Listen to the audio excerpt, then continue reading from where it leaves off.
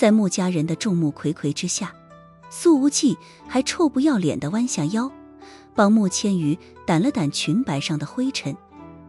穆千羽不着痕迹地把裙摆从对方手中拽了回来，笑道：你来早了，都没给我发挥的机会。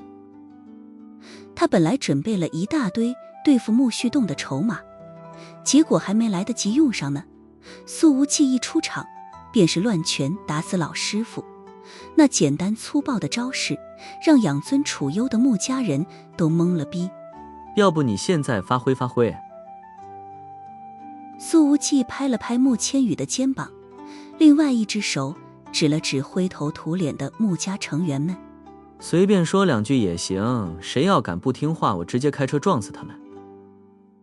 然而谁被他的手指到，谁就本能地往后面退一步，甚至好些人根本不敢和苏无忌对视，生怕被这个无法无天的疯子给盯上。穆旭栋愤怒地喊道：保镖，保镖，给我抓住他！苏无忌挑了挑眉毛，玩味开口：你确定？穆旭栋的心中涌出了不好的预感。他忽然想到自己的儿子还不知去向呢。穆旭栋刚想说些什么，院墙的外面忽然传来了轰隆隆的声音，那柴油味的浓烈程度是之前的10倍以上。众人循声望去，数十个挖机的长臂已经高高抬起，超过了围墙的高度，随后轰然砸下。那精巧的灰瓦白墙直接被轰隆砸破，烟尘弥漫间，数十台挖掘机露出了他们的庞大体型。穆千羽一无脑门：我以后是真的不能喊你来做客了，你是要把整个穆家老宅给强拆迁了？苏无忌嘿嘿一笑：其实我本来打算派50台挖掘机去穆家祖坟的，后来想了想，觉得这么做太过分了，对你也不好。你还打算去挖穆家祖坟？拜托，你还知道这样很过分？穆千羽看着那超级拆迁队，无奈地说道：我谢谢你啊。自家人别客气。苏无忌笑道。这时候，一台大型挖机轰隆隆地从废墟上开过，一直行驶到苏无忌的身边。驾驶室打开，一个身穿高开叉旗袍的长腿女人跳了下来。她正是皇后酒吧的经理萧英磊，和小庞并称苏无忌的左膀右臂。之前小庞就是打电话让他再调集98台挖掘机的。这女人浑身上下都散发着成熟的味道，熟的滴水那种。那紧身旗袍让身材更加火辣，这种最纯粹的女人味儿，似乎能够勾起异性的所有幻想。但现场的穆家人却没有一个把注意力放在萧英磊的身材上。常在灵州夜场厮混的人都知道，这女人是真的惹不起。在很多时候，苏无忌在皇后酒吧的小纷争中并不出面，而在站在台前就能镇住一干宵小的，正是这位喜欢穿旗袍的长腿总经理。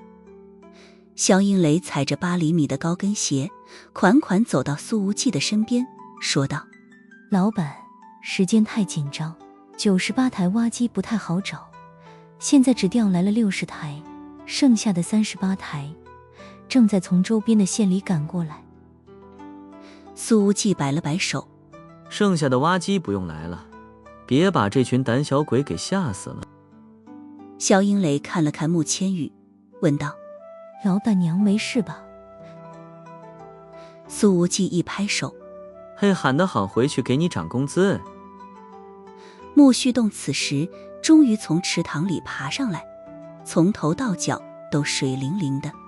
他指着苏无忌，愤怒地喊道：给我抓住他，不要让这个混账继续胡闹！那些保镖终于试探着围上来了。苏无忌对那些保镖轻蔑一笑，随后对着萧英磊一摆手：把穆家全拆了。60台挖机再度轰鸣，履带转动，长臂高高抬起。见此情景，那些保镖们立刻停住了脚步，没人敢再动了。面对这简单粗暴的打法，木须洞只感觉到了一股空前的无力。苏无忌，你把我的儿子交出来，今天这事儿我可以当成没发生过。木须洞深深呼吸着，努力压住胸中的怒气。然而这时候，一台越野车从围墙的缺口处猛然开了进来，冲到了场地中央。随后车门打开，小庞那高大的身形硬挤了下来。他下了车，还拖下来了一个腿上缠着绷带的人，正是穆志辉。他满脸鲜血，一只耳朵不见了踪影，另外一只耳朵也只剩耳垂环与侧脸连接着，鲜血直流。别拽了，疼疼疼！穆志辉抓着小庞的手臂，死命哭喊着。然而小庞的大手仍旧死死捏着耳朵，就是不撒手。苏无忌挑了挑眉毛，小庞，你跟穆志辉的耳朵较什么劲？小庞拖行着穆志辉说道：老板，是你让我揪着他的耳朵把他拎过来的。主打一字不落，坚决执行任务里的所有要求。哦，这样啊。苏无忌的语气里透着懒洋洋的味道。那留着半拉耳朵也怪难看的，不如都扯掉算了。不要！木须洞连忙制止。话音未落，他的小儿子便发出了一声惨叫。小庞的手臂一拽，穆志辉那摇摇欲坠的耳朵终于彻底被扯下来了。看到小儿子的两只耳朵都被扯掉，木须洞气得浑身哆嗦。穆志辉满脸都是鲜血，嚎得快没有人腔了。其他保镖仍旧不敢有任何的动作，生怕激怒了苏无忌。这个疯子真的能把穆志辉给当场弄死。穆千羽揉了揉太阳穴，有点血腥啊。苏无忌咧嘴一笑，习惯了，你要是不喜欢，我可以慢慢改。穆千羽轻轻扶额，我可以适应，你继续保持。穆须洞终于受不了了，大吼道：苏无忌，你到底想干什么？当然是帮千羽摆平你们啊。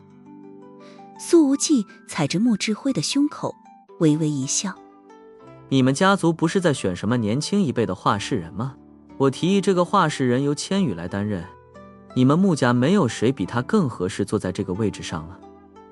看着那些惊疑不定的穆家人，苏无忌用鞋底踩了踩穆志辉的脸，笑眯眯地总结陈词：我话讲完，谁赞成谁反对？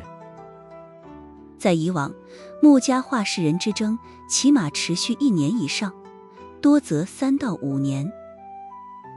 结果到了苏无忌这儿，今天就要给全剧终了。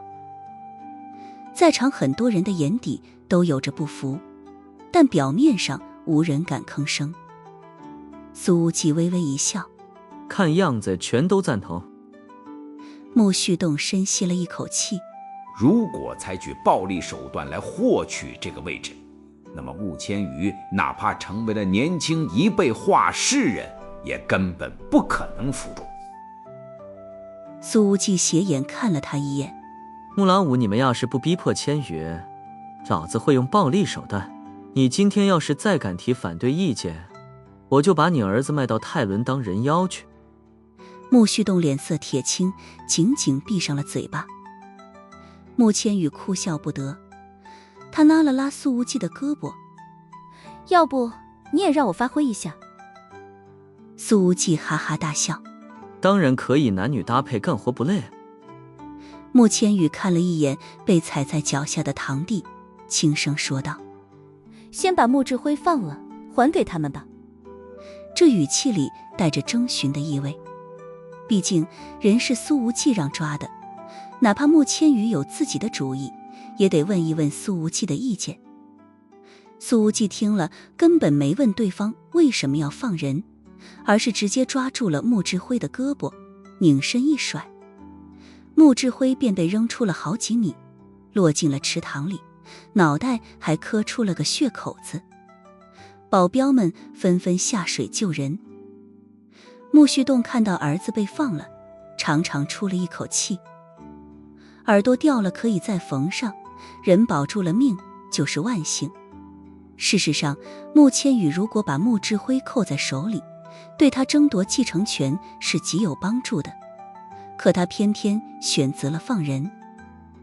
苏无忌看着此景，简直想要鼓掌了。这姑娘不简单啊，表面上的退一步，是为了往前再迈一大步。穆旭栋看着侄女儿，沉声说道：穆千羽，你必须要为穆家今天的遭遇负主要责任，但你刚刚决定放了志辉，今天的闹剧可以先画上句号了。他退了。其实穆旭栋简直想要把苏无忌给剁成肉馅，但他明白，起码在今天，他被对面2个年轻人完全碾压，想要报复，只能以后再找机会了。穆千羽心里觉得好笑，嘴角勾出一个弧度。可我还没同意画上句号呢。这些人攻击他的时候，一个个义正言辞，毫无愧疚，吃亏了就想结束。开什么玩笑？听到这里，苏无忌不禁觉得穆千羽的行事风格真的很对自己的脾气。穆旭栋的心中已经涌出了不好的预感，他很没底气地说道：穆千羽，我劝你见好就收。穆千羽看了看手表，微笑开口：五叔，如果不出意外的话，从首都来的税务稽查大队现在已经到穆氏地产的门口了。税务？你要干什么？穆旭栋一下子便意识到穆千羽要干什么了。紧接着他的手机就响了，是秘书打来的。老板，首都来的税务稽查大队突然到了地产总部，封了财务部的所在楼层，和他们同来的还有首都经侦大队，连经侦都介入了。穆旭栋的脸一下子白了。在房市火爆的时候，穆氏地产简直相当于印钞机，穆旭栋本人从中赚得盆满钵满，也把不少资产通过不合法的特殊渠道转移到了国外。而这2年房市遇冷，穆氏的几个新楼盘都卖不动，房地产业务留下了一堆烂账，要是爆出来，必然会让穆氏的名声一落千丈。如果来的是灵州本地的税务部门，穆氏还能拖一拖关系，转还一番。但现在调查组是首都空降的，事发突然，穆旭栋很难找到着手点。他气急败坏地喊道：穆千羽，你这是出卖家族利益。家族利益可谈不上，顶多是让五叔付出一些个人利益。穆千羽的微笑依旧不变。其实这事儿也很简单，只要五叔把吃掉的钱全部吐出来就行了。穆旭栋紧紧攥着拳头，他知道，如果真的补足过去的税款与烂账，自己绝对会伤筋动骨。穆千羽转过身，看了看满脸铁青的二爷爷穆成昌，说道：二爷爷，你们愿意帮五叔垫付这部分资金吗？穆成昌黑着脸，不吭声，不表态。毕竟地产业务的烂账是个无底洞，谁若是站出来帮忙，绝对会把自己搭进去。至于三爷爷穆成胜，现在还躺在地上没醒呢。穆家的长辈当然不会主动掏钱帮穆旭栋填窟窿，穆千羽这简简单单的一招，直接分化了他们的阵营。穆千羽看到穆成昌始终沉着脸，说道：二爷爷，画事人之争才刚刚开始，你们以后可别像今天这样明目张胆的偏袒了，那样对家族可不太好。这话虽然是微笑着说的，但是却警告意味十足。穆成昌已经认定穆千羽的手里也有着他的猛料，只是此时没有放出来。他和苏无忌，一个擅长用脑，一个擅长胡搅蛮缠，简直是绝配。穆千羽环顾四周，目光从每一人的脸上扫过，有些嘲讽道：这几年来，穆家江河日下，若不是我们二房不断给家族输血，你们真以为还能这么养尊处优？你们一个个坐吃山空，真不知道自己几斤几两了。面对这贴脸质问，那些长辈们的脸色比哭还难看。穆千羽看了看满地的狼藉，又顺口补了一刀：至于老宅整修的钱，就让五叔来出吧。穆旭栋脸色铁青，整个老宅塌了1/3的房子，很多珍贵景观都化为碎片，想要完全复原，绝对是天价。紧接着，穆千羽又补充了一句：对了，这不是商量。这淡淡的一句话，直接横压全场。既然大家都没有意见，那就散了吧。穆千羽轻轻一叹：我爸正在国外养病，想必他比我更不愿意看到今天这一幕。就在穆家众人准备离开的时候，一道声音忽然响了起来：等等，我还没让你们走呢。苏无忌。所有人本能地停下了脚步，他们都有些担心这家伙再整出什么幺蛾子来。穆千羽若有所思，他似乎已经猜到苏无忌要做什么了。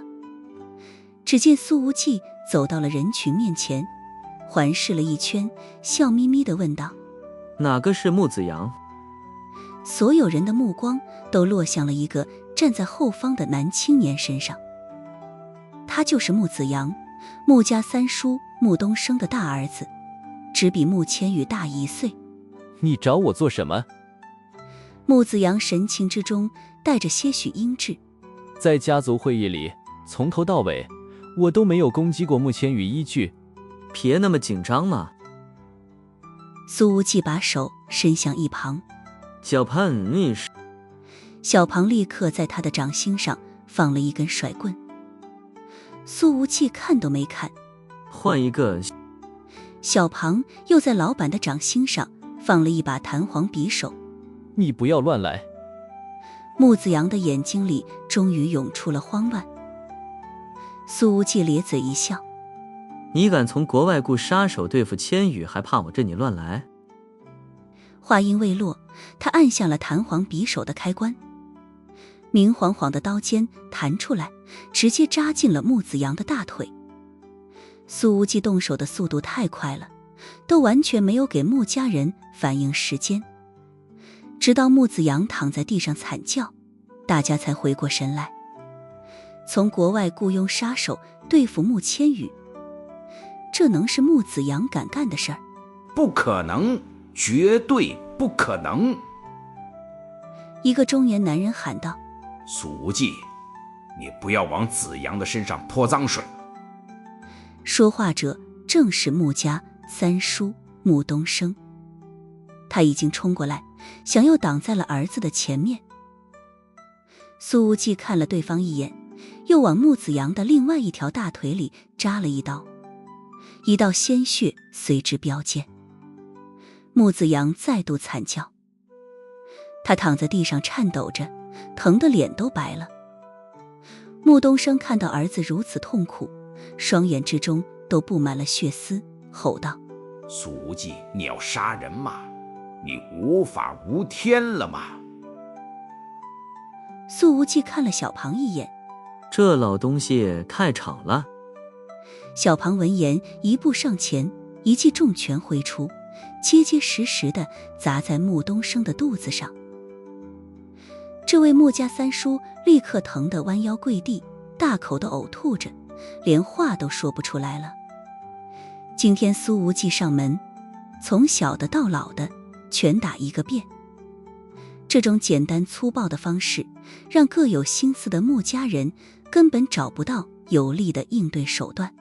穆千羽，这时候，穆千羽的六姑穆云霞出声了：“快让苏无忌停手，这样下去是要死人的。”穆千羽站在原地，没有丝毫制止苏无忌的意思，淡淡的声音里透着坚定：“他做什么我都支持。”苏无忌听了，咧嘴一笑：“嘿，就冲你这句话，我这一趟真没白来。”李清晨此时站出来，声音微沉：“那2个从缅因偷渡来的杀手已经被送到湖滨分局了，他们交代出了被穆子阳雇佣的全部过程，中间牵线的嫌疑人也被跨国抓捕，正在从缅因遣送回国。”其实穆千羽在听了这话之后也有点意外，意外于分局的调查效率。从昨晚到现在，连跨国抓捕都完成了，这未免有些太快了。六姑穆云霞喊道：“证据呢？你们怎么确定这不是栽赃陷害？”“陷害个屁！灵州刑警犯得着陷害穆子阳？你这个蠢女人能不能有点脑子？”苏无忌说着，瞪了穆云霞一眼，手里的匕首猛一抬。穆云霞被这动作吓得哆嗦了一下，往后面踉跄了好几步，一屁股坐倒在地，气势一下子弱了下去。苏无忌冷冷一笑：“这种雇佣杀手的破事儿，哪有正主亲自出镜去谈呢？穆子阳这个蠢货从头到尾都不知道，他在谈价的时候被人给全程录了像。”这时候，长腿总经理肖英磊随手甩出了几个 U 盘，道：“这是老板让我拷贝的视频，你们如果不相信，可以拿回去看看。”穆千羽的眼睛里闪过了波澜，苏无忌居然悄无声息地做了这么多事儿。穆东升铁青着脸问向自己的儿子：“真的？”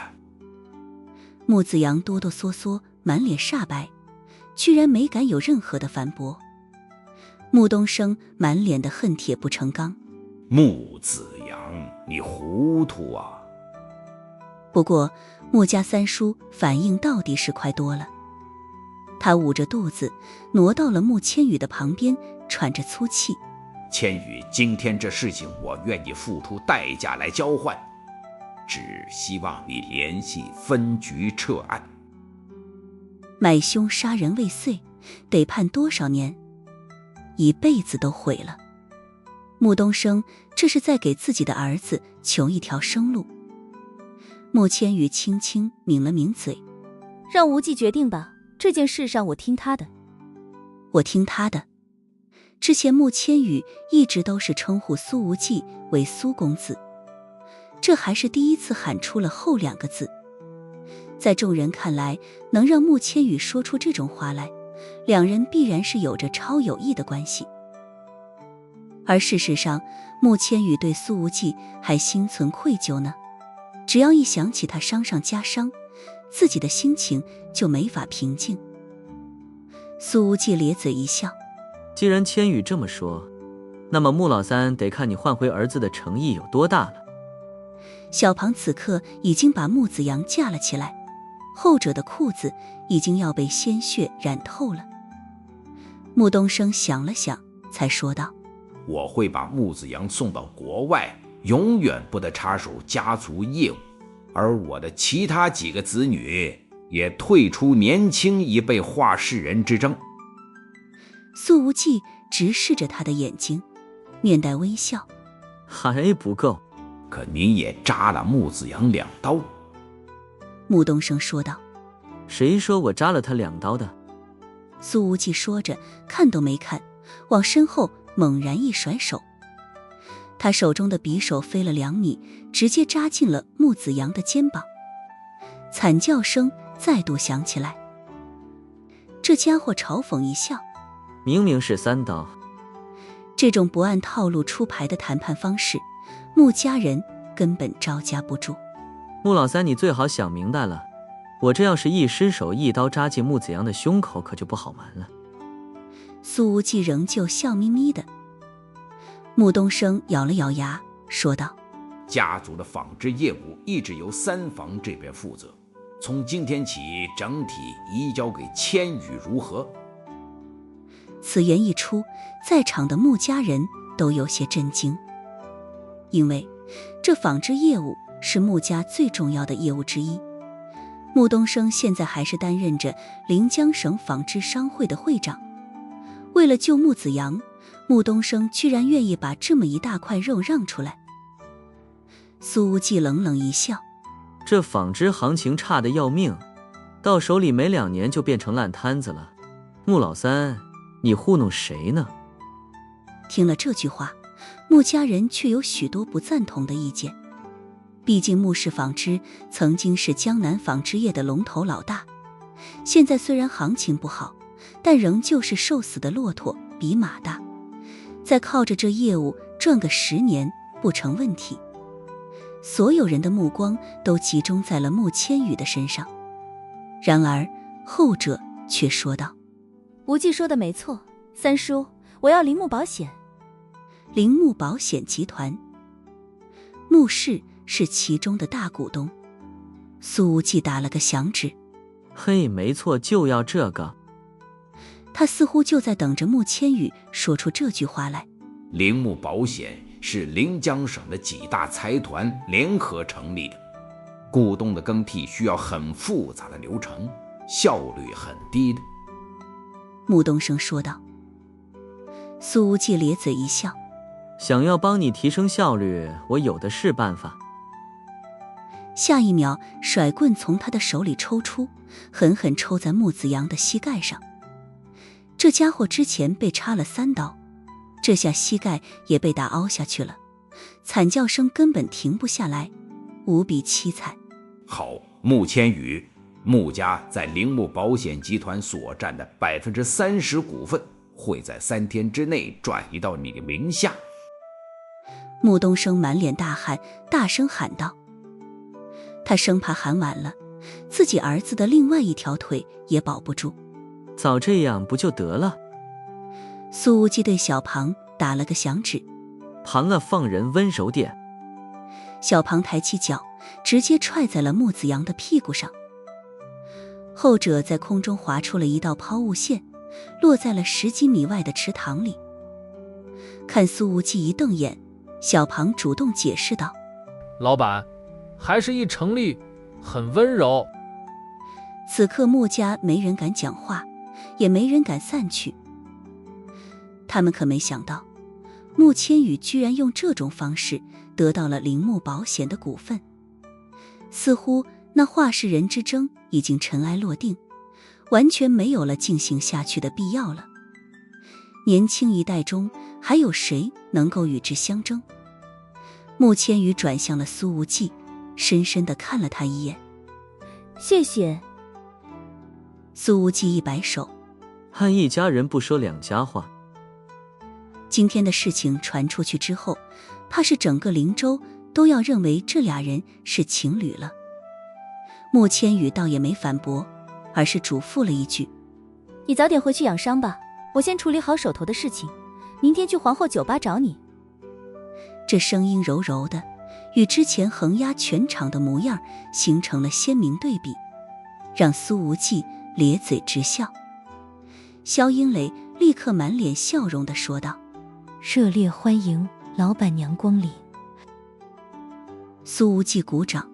萧经理喊得好，再给你涨一次工资。小庞，老板，财务早就说我们没钱了。苏无忌呵呵一笑，把你明年的工资也给扣了，不就有钱了吗？小庞满脸认真。老板，怪不得财务老说你数学不好。苏无忌，他扯淡，我数学不好。小庞，萧经理也说过。看着这主仆3人斗嘴，穆千羽在一旁轻笑，眼底流淌着一抹许久不曾出现过的暖意。第二天晚上10点钟，穿着清凉的美女们正从各色豪车上下来，络绎不绝地走进皇后酒吧。穆千羽和李清晨并肩站在这云烟湖边最火爆的夜店门口，却并未立刻走进去。陈叔，缅因那边的事情打听到结果了吗？穆千羽说道。林州警方跨国抓捕的效率太高了，高的不正常。事发后不到1天时间，就把给穆子阳介绍杀手的中间人抓捕归案，甚至连谈生意时的录像都搞到手了，这得多大的能量？是一个国际佣兵小队做的，他们本来正在参与缅因政府的评判任务，突然全队离开，去抓捕穆子阳一案所涉及的所有人。李清晨说道。但具体是谁雇佣的这个佣兵小队，我们不得而知。穆千羽沉默了一下，才说道：要请这个佣兵小队做任务，大概多少钱？李清晨说道：是任务难度而定，但这个小队出场费很高，最少也是30万美金起步。穆千羽轻轻一笑：那就安排一下，往皇后酒吧的账户上打30万，不直接打100万美金吧？毕竟他最近缺钱。李清晨有些意外：小姐，你的意思是？就是这个意思。穆千羽脸上的笑容荡漾开来，迈步走向酒吧大门。经历了忙碌又疲惫的1天1夜过后，他的脚步竟是少见的轻盈。李清晨恍然望着皇后酒吧的霓虹招牌，感慨地说道：是啊，苏无忌毕竟是苏瑞的儿子，在国外的关系差不了的。当穆千羽走到门前的时候，长腿总经理肖英磊已经提前在门口等着了。修身旗袍把他那成熟风韵的曲线衬托得无比明显，让进来的客人们都忍不住地多看几眼。老板娘，您来了。肖英磊笑容满面。老板和小庞出去办点事情，还没有回来。我就知道他不会老老实实养伤。穆千羽现在也懒得反驳这种称呼了。那我等他一下。老板娘，请随我去休息室吧。肖英磊说道。我在这里随便坐坐就行，顺便喝杯酒，放松放松。穆千羽环顾了一下，现在他还挺想多了解一下这个酒吧，更想多了解一下这个酒吧的主人。全听老板娘的。肖英磊给穆千羽端了一杯低度的特调果酒，便回到了2楼。他双臂撑着栏杆，俯视着楼下大厅，这个姿势使得胸前的旗袍有种要被撑裂的错觉。看到几个经常和苏无忌打麻将的包臀裙女孩进了酒吧，肖英磊便对身后的安保说道：告诉那些小浪蹄子，今天晚上谁都不许靠近老板，要是影响了老板娘的心情，我打断他们的腿。穆千羽坐在靠近门口的小沙发上，微微抿着果酒。他以前很不适应这种震耳欲聋的音乐，但经历了纷乱如麻的一整天过后，此刻却感觉到了难言的放松。这时候，穆千羽忽然看到了一个女孩走了进来。这姑娘看起来绝对不超过20岁，背着一个看起来颇为沉重的双肩包，穿着一条洗得发白的牛仔裤，上身则是一件普通的圆领白 T 恤，扎着马尾辫，整体看起来很朴素，似乎是被晒了一整天。这姑娘的面庞明显有些发红，但却让青春气息更强了，那堪称逆天的颜值完全无法被忽视。在她的白 T 恤正面印着4个大字：临江大学。这姑娘明显并不是来消费的。进门之后，她环顾四周，犹豫了一下，才问向安保：请问苏无忌是在这里上班吗？安保打量了这姑娘一眼：你找个地方坐一坐吧，但我不保证你能排得上，因为每天都有很多女孩子找我们老板。无忌哥是这儿的老板。这姑娘有点意外。他告诉我，他在皇后酒吧当保安。穆千羽坐的位置不远，此时正在歌曲间隙，大厅里还没那么吵。听了这句话，他他嘴巴里的酒差点喷出来。苏无忌这家伙连这么清纯的姑娘都招惹。穆千羽轻哼了一声。虽然穆千羽和苏无忌已经算是战友的关系了，但后者的花花公子形象可一直都没有扭转。两个安保对视了一眼，都认为是老板这渣男肯定是在泡妞的时候用了小号。他们只能说道：小姐，你要不留个联系方式，等老板来了，我们会通知你的。毕竟正牌老板娘今天晚上来视察工作，要是这青春漂亮的姑娘跟老板之间有风流韵事，那乐子可就大了。这女孩想了想，才说道：那我就在这边等一会吧。她也没坐下，而是把沉重的背包放在了一旁的角落，自己就这么安安静静地站着。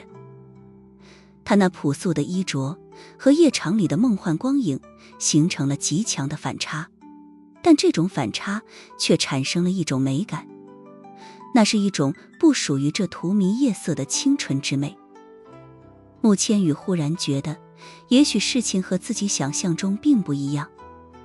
他发觉这姑娘的眼神很清澈，找不到任何被社会污染过的痕迹。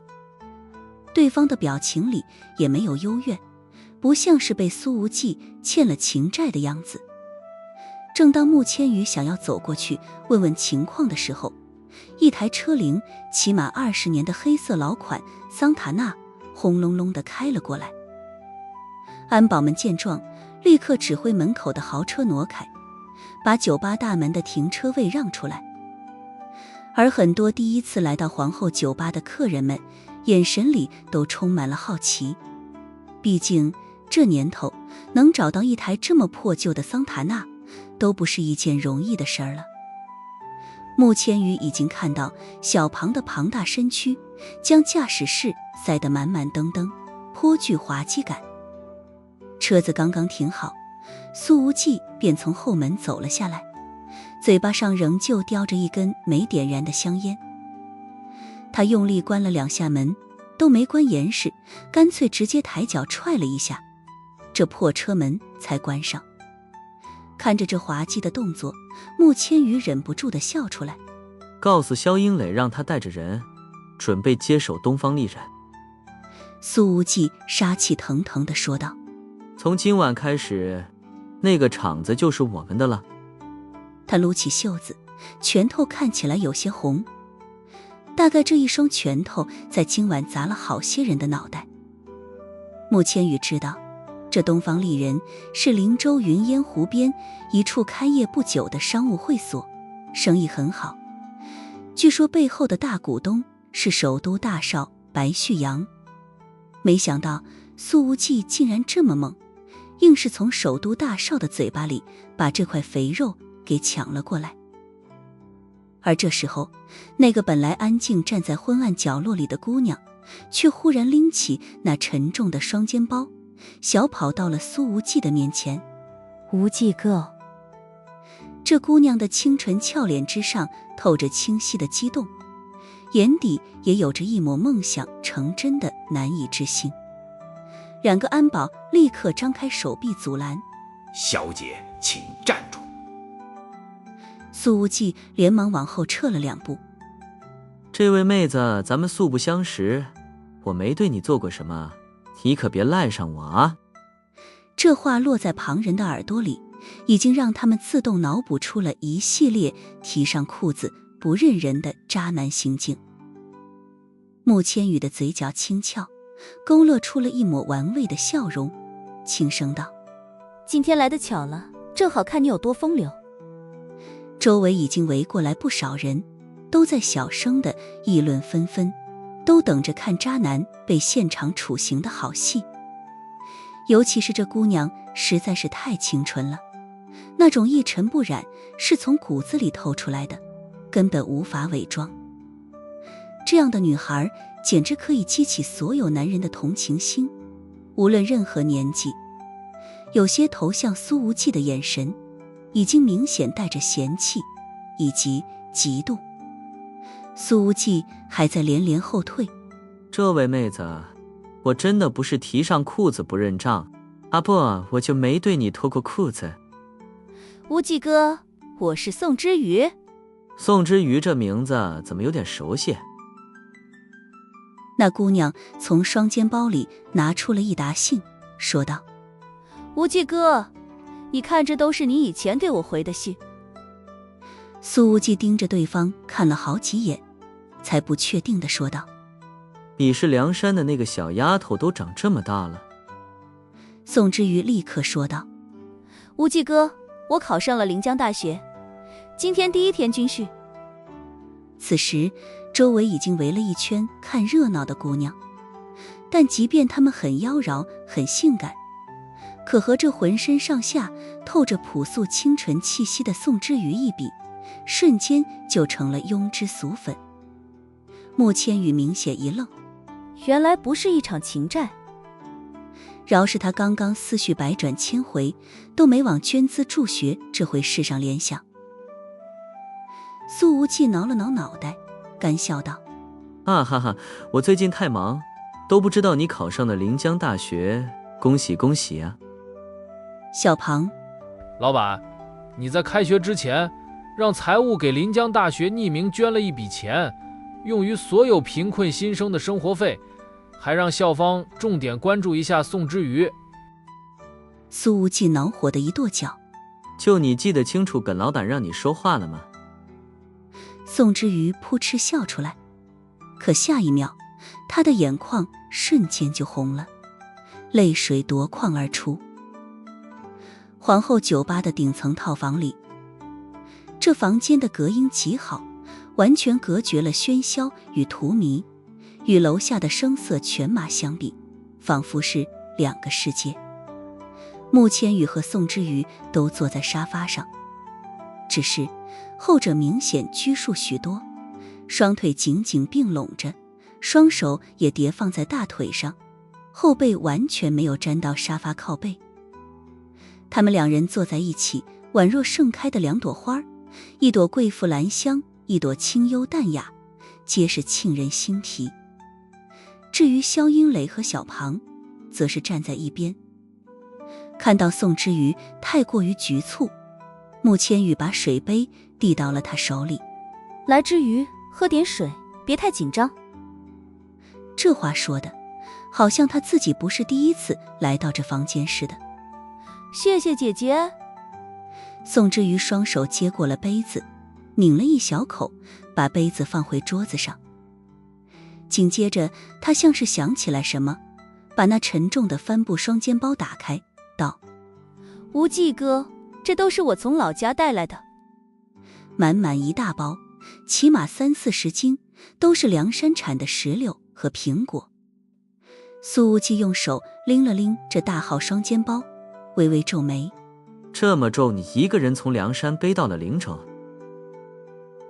他以前去过宋之瑜的家，自然知道那儿的交通多么不便。想要来一趟灵州，路上得翻山越岭大半天，然后坐摩的转大巴，再坐绿皮火车，起码得花掉3-4天的时间。不重的。宋之瑜笑道，这笑容仿若一株细嫩欲滴的含羞草，悄然绽放。以后别干这种蠢事了，你看看灵州缺水果吗？什么样的水果买不到？苏无忌没好气地说道。好。宋之瑜俏脸上的表情一下子紧绷了些许，双腿也并得更紧了。